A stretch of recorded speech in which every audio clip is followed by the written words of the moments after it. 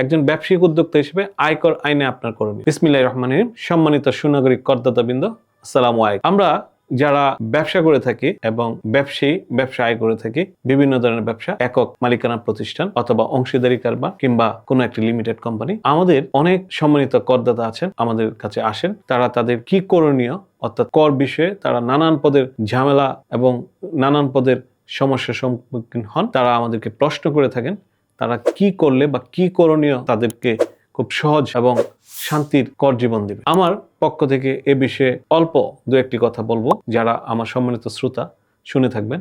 প্রথম কথা হলো, আপনি আপনার আয়কর নথিটি সম্পর্কে অবশ্যই অবহিত এবং অবগত থাকতে হবে। আপনি যাকে আপনার এই কাজের জন্য নিয়োগ করছেন, ওনার কাছ থেকে আপনার প্রতিটা বিষয় জেনে বুঝে তারপরে কাজ করতে হবে। সবচেয়ে বড় যে বিষয়টা সেটা হলো যে আপনি একজন ব্যবসায়ী হিসাবে এই আয়কর আইনের চর্চা আপনার নিজের মধ্যে কিছু নিয়ে আসতে হবে এবং আপনি যাকে আপনার এই সেবা দাতা হিসেবে নিয়োগ করবেন তার সম্পর্কেও আপনার একটি সন্তুষ্টমূলক ধারণা থাকতে হবে। এবং বিশেষ করে আপনি যদি কোম্পানির মালিক হন, আপনাকে বুঝতে হবে টিডিএস এর বিষয়গুলো, কিভাবে টিডিএস কোথায় কাটতে হবে। আপনাকে বুঝতে হবে কোনো একটা অ্যাসেট এডিশনের জন্য আপনার কি করতে হবে। আপনাকে বুঝতে হবে মোড অফ পেমেন্ট কিভাবে হবে। আপনাকে জানতে হবে যে আপনি পেড আপ ক্যাপিটাল কিভাবে ইনক্রিজ করতে হবে।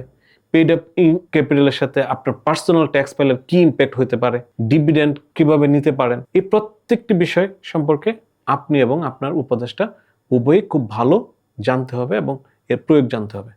এবং আমরা অনেকেই দেখে থাকি যে নবীন উদ্যোক্তা হিসেবে একটি কোম্পানি করেন, কিন্তু কোম্পানি করতে গিয়ে এটার ট্যাক্স কি হবে, ট্যাক্স কমপ্লায়েন্ট কি হবে, এটা জানেন না বা জানার চেষ্টা করেন না। আপনি হয়তো পেড আপ ক্যাপিটাল এবং অথরাইজ ক্যাপিটাল সমপর্যায়ে রেখে দেন। অথরাইজ ক্যাপিটাল 1 কোটি টাকা, পেড আপ ক্যাপিটাল 1 কোটি টাকা।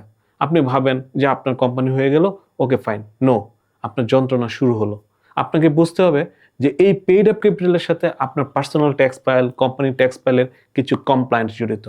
আপনাকে বুঝতে হবে যে আপনি যে পেড আপ ক্যাপিটালটা ঘোষণা করেছেন নবীন ব্যবসায়ী হিসাবে এবং নতুন কোম্পানিতে, সেই টাকাটা কত সময়ের মধ্যে আপনার পার্সোনাল অ্যাকাউন্ট থেকে অ্যাকাউন্ট পে চেক দিয়ে কোম্পানির অ্যাকাউন্টে ট্রান্সফার করতে হবে এবং ফার্স্ট অডিট কিভাবে হবে, আরজিসিতে ফার্স্ট এজএম কি হবে, প্রত্যেকটা জিনিস কোম্পানি আইন বই থেকে আপনাকে জেনে অথবা আপনার উপদেষ্টাকে অনেক বেশি প্রশ্ন করে তারপর আপনার কাজ শুরু করতে হবে। পরিশেষে যারা নবীন ব্যবসায়ী হবেন তাদের প্রতি আমার একটি উপদেশ থাকবে, আপনারা যখনই কোনো ব্যবসার উদ্যোগ শুরু করবেন, আয়কর এবং কোম্পানি আইন এই সম্পর্কে, অংশীদারি কারবার এই সম্পর্কে আপনি জেনে বুঝে অথবা আপনার উপদেষ্টার কাছ থেকে সন্তুষ্টমূলক উত্তর না পাওয়া পর্যন্ত আপনি কাজ শুরু করবেন না। এবং আপনার সন্তুষ্টমূলক উত্তর করতে পারবে এইরকম ব্যক্তির শরণাপন্ন হবে আপনার জন্য সবচেয়ে যৌক্তিক এবং যুগোপযোগী সিদ্ধান্ত। আজকে এই পর্যন্ত। সবাই ভালো থাকবেন। যে কোনো পরামর্শের জন্য আমাদের ল ম্যাটারের সঙ্গে আপনি নিশ্চিন্তে যোগাযোগ করতে পারেন। আল্লাহ হাফিজ।